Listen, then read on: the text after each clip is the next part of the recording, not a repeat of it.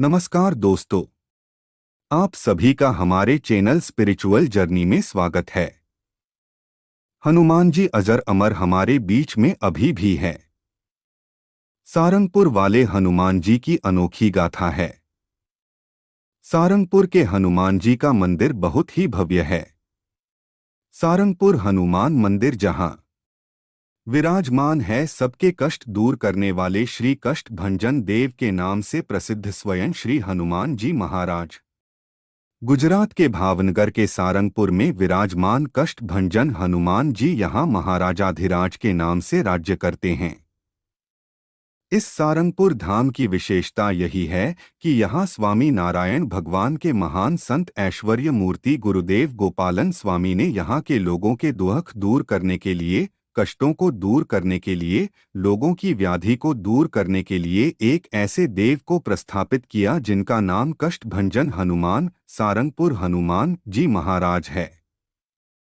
गुजरात का सारंगपुर महज 3000 की आबादी वाला एक छोटा सा गांव है जो गुजरात के शहर भावनगर से 82 और अहमदाबाद से करीब 153 किलोमीटर की दूरी पर स्थित है, जहां आने के लिए बस सेवा और प्राइवेट व्हीकल आसानी से उपलब्ध रहते हैं। सारंगपुर के ज्यादातर लोग स्वामी नारायण संप्रदाय से जुड़े हुए हैं, लेकिन यहाँ का सबसे बड़ा आकर्षण है कष्ट भंजन देव का अति भव्य मंदिर। किसी राजदरबार की तरह सजे सुंदर मंदिर के विशाल और भव्य मंडप के बीच 45 किलो सोने और 95 किलो चांदी से बने एक सुंदर सिंहासन पर पवनपुत्र विराजमान होकर अपने भक्तों की हर मुरादें पूरी करते हैं। इनके शीश पर हीरे जवाहरात का मुकुट है और निकट ही रखी गदा भी स्वर्ण निर्मित है। तकरीबन 170 साल पुराने इस सारंगपुर हनुमान मंदिर की विशेषता यह है कि इसकी स्थापना भगवान श्री स्वामी नारायण के अनुयायी परम पूज्य श्री गोपालानंद स्वामी जी के द्वारा हुई थी। सारंगपुर और श्री कष्ट भंजन देव का उल्लेख इतिहास के पन्नों में स्वर्ण अक्षरों में लिखा गया है। कहा जाता है कि स्वयं भगवान श्री स्वामी नारायण ने अपने जीवन का कुछ समय यहाँ बिताया था। आज भी उनकी स्मृतियां यहाँ के रोम रोम में अंकित हैं।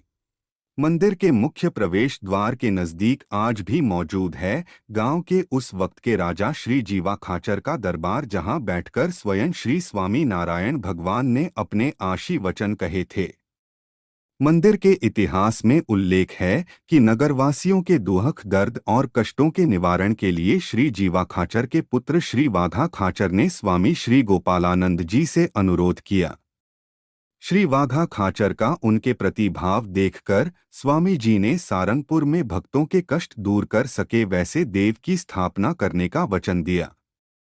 संवत 1905 आश्विन वद पंचमी के दिन हनुमान जी महाराज की एक प्रतिमा की स्थापना की, जो आज कष्ट भंजन श्री हनुमान जी महाराज के स्वरूप में जग प्रसिद्ध है, जिसे सारंगपुर हनुमान भी कहा जाता है।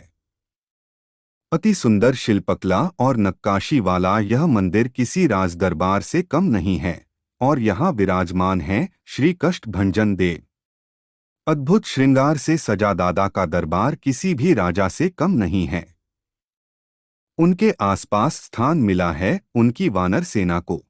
आश्चर्य की बात यह है कि उनके बाल ब्रह्मचारी के रूप में प्रसिद्ध हनुमान जी के पैरों के नीचे है स्त्री के रूप में प्रतिमा शनि देव की, जो कि व्याधि उपाधि के तौर पर जाने जाते हैं और जिन्होंने हनुमान जी से बचने के लिए स्त्री का स्वरूप धारण किया था। और आज भी यहाँ हनुमान जी की पूजा और अर्चना करने मात्र से शनि दोष दूर हो जाते हैं। कुछ भक्त तो मात्र शनि प्रकोप से बचने के लिए यहाँ आते हैं, क्योंकि वो तो जानते हैं कि वो शनिदेव से डरते हैं, लेकिन शनिदेव अगर किसी से डरते हैं तो वो स्वयं कष्ट भंजन हनुमान जी से। कष्ट भंजन हनुमान जी की मंगलवार और शनिवार को विशेष आराधना होती है। भक्त अपने कष्टों और बुरी नजर के दोषों को दूर करने की कामना को लेकर यहाँ आते हैं और मंदिर के पुजारी से बजरंग बली की पूजा करवाकर दोषों से मुक्ति पाते हैं। बजरंग बली के इस धाम को अन्य मंदिरों से अलग विशेष स्थान दिलाती है इनके पैरों के नीचे विराजमान शनिदेव की मूर्ति। क्योंकि शनि यहाँ बजरंग बली के चरणों में स्त्री रूप में दर्शन देते हैं। तभी तो जो भक्त शनि प्रकोप से परेशान होते हैं वे यहाँ आकर नारियल चढ़ाकर समस्त चिंताओं से मुक्ति पा जाते हैं।